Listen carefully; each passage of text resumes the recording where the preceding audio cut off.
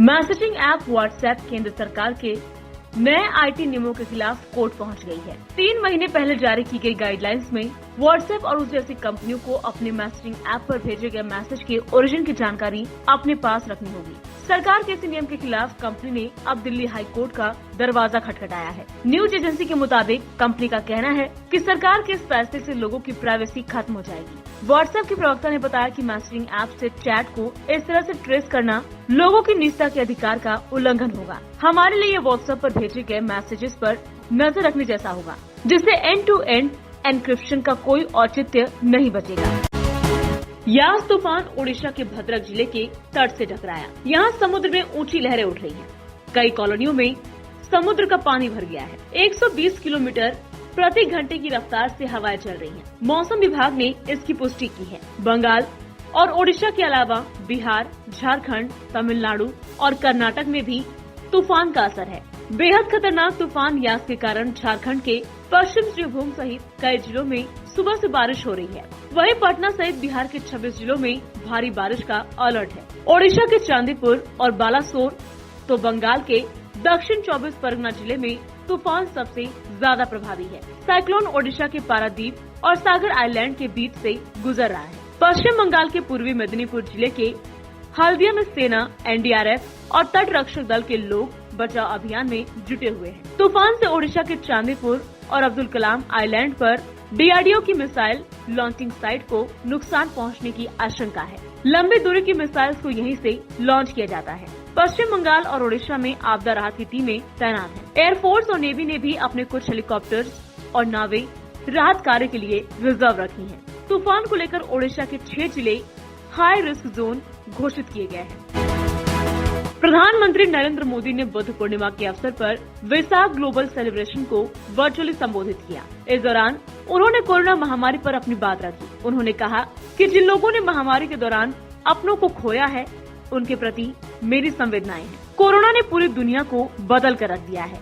इस मुश्किल वक्त में बुद्ध के आदर्शों पर चलना जरूरी है। कोरोना के खिलाफ जंग में हमें बौद्ध संस्थाओं से सहयोग मिल रहा है। कोरोना की वजह से पूरी दुनिया संकट में है। महामारी ने दुनिया को बदल कर रख दिया है। भारत समेत कई देशों ने कोरोना की दूसरी लहर का सामना किया है। इस लड़ाई को साथ मिलकर ही जीता जा सकता है। 1985 बैच के आईपीएस सुबोध कुमार जायसवाल को सीबीआई का नया डायरेक्टर बनाया गया है। प्रधानमंत्री नरेंद्र मोदी की अध्यक्षता में हुई हाई लेवल कमेटी की मीटिंग में इसका फैसला लिया गया। इस कमेटी में भारत के चीफ जस्टिस एनवी रमना और लोकसभा में विपक्ष के नेता अधीर रंजन चौधरी शामिल थे। पर्सनल मिनिस्ट्री ने उनकी नियुक्ति का ऑर्डर जारी किया। सीबीआई डायरेक्टर का पद फरवरी से खाली है। अभी अतिरिक्त निदेशक प्रवीण सिन्हा इसके अंतरिम प्रमुख हैं। सीबीआई चीफ की दौड़ में उत्तर प्रदेश के डीजीपी एचसी अवस्थी, एसएसबी के डीजी कुमार, राजेश चंद्रा और गृह मंत्रालय के विशेष सचिव वीएसके कौमुदी आगे चल रहे थे। लेकिन आखिर में सुबोध कुमार जायसवाल का नाम फाइनल किया गया। वे 2 साल तक इस पद पर रहेंगे। सुबोध कुमार जायसवाल महाराष्ट्र के डीजीपी और एटीएस चीफ रह चुके हैं। अभी वह सीआईएसएफ के डायरेक्टर जनरल हैं। 58 साल के जायसवाल 2022 में रिटायर होंगे। एलोपैथी और डॉक्टरों पर विवादित बयान देकर योग गुरु रामदेव बुरी तरह से फंस गए हैं। उनकी मुश्किलें अब और बढ़ गई हैं। इंडियन मेडिकल एसोसिएशन उत्तराखंड ने रामदेव को 1000 करोड़ रुपए का मानहानि नोटिस भेजा है। नोटिस में रामदेव से अगले 15 दिन में उनके बयान का खंडन वीडियो और लिखित माफी मांगने को कहा गया है। नोटिस में कहा गया है कि अगर रामदेव 15 दिन के अंदर खंडन वीडियो और लिखित माफी नहीं मांगते हैं तो उनसे 1000 करोड़ रुपए की मांग की जाएगी। इसके अलावा रामदेव से 72 घंटे के अंदर कोरोनिल किट के भ्रामक विज्ञापन को सभी स्थानों से हटाने को कहा है, जहां ये दावा किया गया है कि कोरोनिल कोविड वैक्सीन के बाद होने वाले साइड इफेक्ट पर प्रभावी है। कोरोना को मात देने के बाद मुख्यमंत्री योगी आदित्यनाथ ने 26 दिन में प्रदेश की सभी 18 मंडलों का दौरा पूरा कर लिया है। सीएम योगी 14 अप्रैल को कोरोना संक्रमित हुए थे। 30 अप्रैल को कोरोना की रिपोर्ट नेगेटिव आने के बाद से मुख्यमंत्री ने प्रदेश के 75 में से करीब 40 जिलों में खुद पहुंचकर इंटीग्रेटेड कमांड कंट्रोल सेंटर का निरीक्षण किया।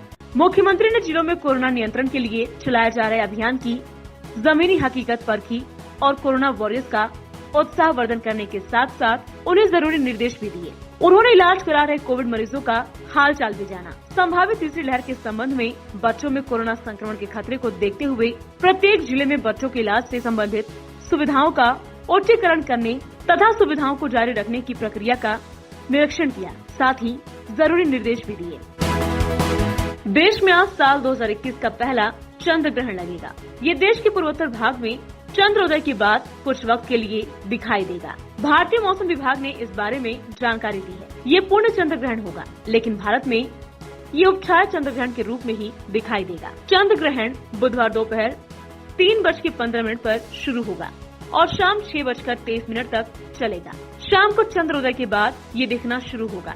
इस दौरान 4.39 से 4.58 के बीच पूर्ण चंद्र ग्रहण लगेगा, लेकिन ये चंद्र ग्रहण भारत में हर जगह दिखाई नहीं देगा। मौसम विभाग के मुताबिक चंद्र ग्रहण सिक्किम को छोड़कर पूर्वोत्तर राज्यों, ओडिशा और पश्चिम बंगाल के कुछ हिस्सों और अंडमान निकोबार द्वीप समूह में दिखाई देगा। द्वीप समूह में ये करीब 45 मिनट तक देखा जा सकता है। वहीं पूर्वोत्तर राज्यों में ये 2 मिनट से लेकर करीब आधे घंटे तक दिखाई देगा।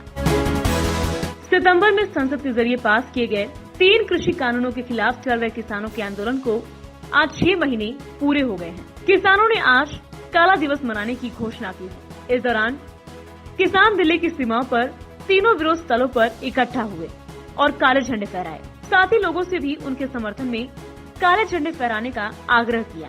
देश भर में किसान विरोध दिवस मना रहे हैं। किसानों ने वाहनों पर काला झंडा लगाया और बॉर्डर पर किसानों ने सरकार के विरोध में पुतले जलाए। इसके अलावा सिंघू और टिकरी बॉर्डर पर भी किसान एकत्रित हुए हैं। गाजीपुर बॉर्डर पर आंदोलन का नेतृत्व कर रहे भारतीय किसान यूनियन के नेता राकेश टिकैत ने आज किसानों को बॉर्डर पर इकट्ठा करके पुतला जलाया। वहीं हाथों में काले झंडे लेकर सरकार के खिलाफ नारे भी लगाए। सनातन धर्म में वैशाख पूर्णिमा के पर्व का विशेष महत्व है। आज देश में वैशाख पूर्णिमा मनाई जा रही है। इसको बुद्ध पूर्णिमा, सिद्धि विनायक पूर्णिमा एवं सत्य विनायक पूर्णिमा भी कहा जाता है। आज के दिन गंगा नदी में स्नान का विशेष महत्व है। इसी उपलक्ष्य में आज सुबह सुबह प्रयागराज में संगम तट पर डुबकी लगाने श्रद्धालु पहुंचे हैं। पवित्र गंगा, यमुना और सरस्वती के संगम पर ये लोग आस्था की डुबकी लगा रहे हैं। आज स्नान का विशेष महत्व है। कोरोना की दूसरी लहर के बीच भी लोग मां गंगा में आस्था के चलते यहाँ स्नान दान करने पहुँचे। लोगों ने मां गंगा से कोरोना की इस आपदा महामारी को खत्म करने की प्रार्थना भी की। शिवसेना ने अपने मुखपत्र सामना के जरिए फिर से बीजेपी पर निशाना साधा है। सामना ने लिखा है कि पश्चिम बंगाल का मिशन असफल होने के बाद मोदी, शाह और योगी ने मिशन उत्तर प्रदेश हाथ में ले लिया है। उत्तर प्रदेश में होने वाले चुनाव के लिए मोदी, शाह ने एक साथ विचार किया। करीब साल भर बाद उत्तर प्रदेश सहित अन्य 4 राज्यों में विधानसभा चुनाव होंगे, इसलिए बीजेपी काम में जुट गई है। पश्चिम बंगाल के चुनाव में वहां की जनता ने बोरिया बिस्तर समेटने को मजबूर कर दिया। अब ये बोरिया बिस्तर उत्तर प्रदेश में फैलाने की तैयारी शुरू हो गई है। गंगा किनारे लाशों के ढेर लगे हैं, वहीं उन्हें दफन व दहन करना पड़ रहा है। इसी के चलते मोदी और उत्तर प्रदेश सरकार की कार्य क्षमता पर सवाल निशान लगा। बीजेपी की छवि को नुकसान हुआ। अब बिगड़ी हुई छवि सुधारने के लिए व उत्तर प्रदेश चुनाव जीतने के लिए क्या किया जाए, इस पर चिंतन और मंथन हो रहा है।